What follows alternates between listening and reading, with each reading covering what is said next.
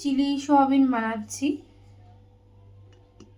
সামান্য গোলমরিচ দিয়ে দিলাম, একটু বিট নুন দিয়ে দিলাম, একটু নুন দিয়ে নিলাম, একটা ডিম ফাটিয়ে দিচ্ছি,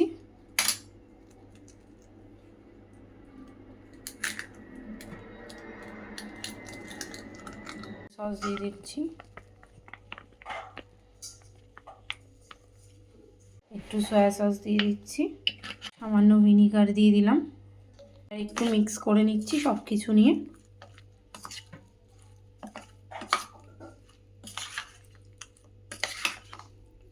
তেল দিয়ে দিলাম কড়াইতে, তেলটা গরম হচ্ছে, সোয়াবিনগুলো ছেড়ে দিচ্ছি,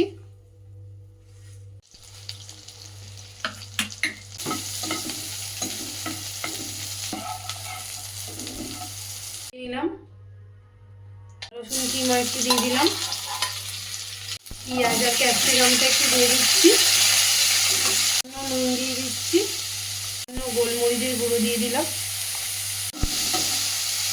হালকা ফ্রাই করে নিচ্ছি, এগুলো দিয়ে দিচ্ছি,